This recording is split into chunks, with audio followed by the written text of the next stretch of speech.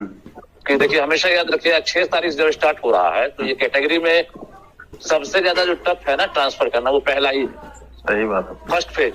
आप लोग ठीक से अगर अध्ययन किए होंगे, अगर आप लोग टीचर हैं, आप उसको ठीक से अगर आप सर्टिफिकेट जांचना बहुत इम्पोर्टेंट एग्जामिन करेंगे, हाँ उसको एग्जामिन करेंगे तो आप इस 5 कैटेगरी को हल्का मत लीजिए। इसी 5 कैटेगरी में मेडिकल भी है, बिल्कुल इसी 5 कैटेगरी में जो है इलनेस का इश्यू है, इसी 5 कैटेगरी में उसका है हैंडीकैप्ट वाला भी सर्टिफिकेट है।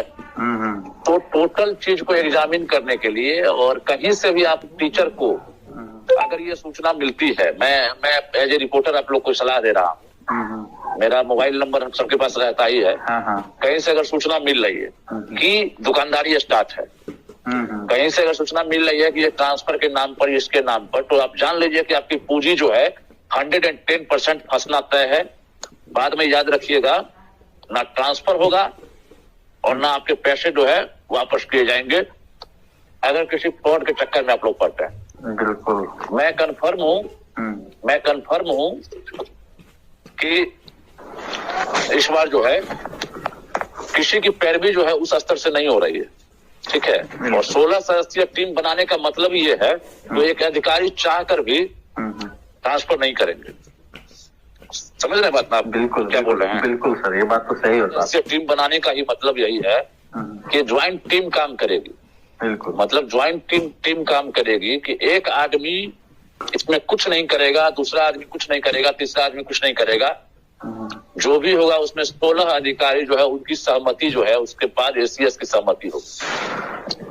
मतलब समझ रहे हैं ना, एक एक चीज को जो है बहुत तरीके से फिल्टर किया जा रहा है और फिल्टर चालू था, ठीक है। मोटा मोटी आज तो उस चीज को रीफिल्टर किया जा रहा है। मतलब फिल्टर तो जिस टाइप से टीम काम कर रही है उसमें रीफिल्टर किया जा रहा है। और इसमें हमको नहीं लग रहा है कि अगर आप लोग कहीं से कोई, मुझे कई जगह सूचना मिली है, मैं 10 दिन से कई फोन रिसीव किया हूँ, मुझे बताया कि भाई सर हमसे पैसा मांग रहा है, बोला है कि हम ट्रांसफर करा देंगे, ये कर देंगे, ये कर देंगे। मैं गारंटी दे रहा हूँ कि जो भी पैसा दिए या जो भी पैसा अगर देने वाले हैं किसी सोर्स के माध्यम से, उनका पैसा फंसना डूबना ये तय है। ये आज स्टाम्प पर नोट करवा लीजिए। अगर आपने अप्लाई किया है, हो सकता है आपका ट्रांसफर ही ना होगा, हो सकता है आपने पूर्व अप्लाई किया होगा, आपका पश्चिम हो जाएगा, उत्तर किया होगा, आपका दक्षिण हो जाएगा, ये गारंटी है। लेकिन पैसा आपका फंस जाएगा। इसलिए ये सलाह मेरे तरफ से है कि ऐसा अगर कुछ सूचना कहीं से मिले, ये है कि जो पहला फेज है उस पहले फेज में आप लोग मोटा मोटी अंदाज रखेंगे 13 तारीख तक जो है ना, 13 जनवरी तक उम्मीद रखिए कि पहला फेज वाला का लगभग हमको लगता है मैसेज मिल जाना। ये ई शिक्षा कोष पर सबको सूचना मिल जाएगी ट्रांसफर। और सेकेंड वाला जो है हस्बैंड वाइफ है ना, हाँ sir, husband wife, but husband wife वाला में जो है कि प्रैक्टिकली अगर सही पूछिए ना, तो पहला के बाद टाइम नहीं लग रहा। हस्बैंड वाइफ वाला में भी टाइम नहीं लग रहा है और दोनों के आधार पर। अब इसमें ये हो गया। और इसी महीने में उम्मीद रखिए कि जो महिला हैं, जो दूरी के आधार पर उनका ट्रांसफर होना है, उन महिलाओं का भी ट्रांसफर होगा इसी मंथ में। ये पूरी कोशिश है। लेकिन हमेशा याद रखिएगा कि असेंडिंग ऑर्डर से ट्रांसफर होगा।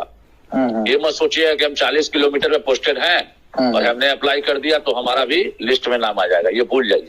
असेंडिंग ऑर्डर मतलब अंदाज कर लीजिए, सरकार का हो सकता है एक टारगेट होगा कि हमारे पास रिक्तियां 6000 ही है महिला में, तो 6000 रिक्तियां ही है, हम आते वही आते हाँ 6000 रिक्तियां हैं, तो 6000 रिक्तियां हैं, तो फिर वो 7000 क्यों करेगा ट्रांसफर? तो 6000 में एक्सट्रीम निधि जो है, जो 300 किलोमीटर दूर होंगी, जो 200 किलोमीटर दूर होंगी, जो 100 किलोमीटर दूर होंगे, उनका जो है पहले किया जाएगा, ठीक है। और इसी तरह से जो है उसके बाद जो है डिसेंडिंग ऑर्डर में ये ट्रांसफर नहीं होगा। पुरुष में भी वही चीज होगा, और उसके बाद जो है ये क्या बोलते हैं, पुरुष वाला में हम इसलिए लिख दिए थे पुरुष वाला चूंकि 1 फरवरी से इंटर की परीक्षा होगी, फिर मैट्रिक की परीक्षा है, सभी की ड्यूटी होगी, ठीक है। अब प्रॉब्लम ये आ रहा है कि हम अगर जनवरी तक ये अंदाजा किए हैं बातचीत के आधार पर कि जनवरी में तीनों फेज का ट्रांसफर कर देंगे, तो फिर फरवरी में जो है एग्जाम ड्यूटी में जो भी लोग रहेंगे उनको आप हटा नहीं सकते। ठीक, बिल्कुल। हाँ, तो मोटा मोटी समझ लीजिए कि भाई फरवरी में नहीं होगा तो फिर मूल्यांकन का भी काम है। अगर जनवरी में ही हो गया, देख रहे हैं स्पीड, पहले फेज का स्पीड पहले देखने दीजिए वो कितना स्पीड है। तो कोशिश यही है, हमको जो जानकारी मिली है कि हम डू एंड डाई कर दें हम जनवरी में, क्योंकि फरवरी आने का मौका ही नहीं दें। उसमें भी हम डेट बढ़ा लिए अपने मन से। सूचना तो हमको जनवरी की ही मिली, लेकिन मैंने डेट इसलिए बढ़ा लिया, आप समझ लीजिए कितनी बड़ी बात हम बोल रहे हैं। बिल्कुल बिल्कुल सर, कितना प्रिकॉशन हम ले रहे हैं, अंदाज कर लीजिए। निराश नहीं होना है, सूचना हमारे पास जो है उसमें जनवरी ही डू एंड डाई कर देना सब कुछ। अच्छा, लेकिन मैंने उसको फरवरी रखा, उसके बाद तक रखा कि भाई ये हो सकता है, इसीलिए कि भाई जनवरी में सही नहीं हुआ।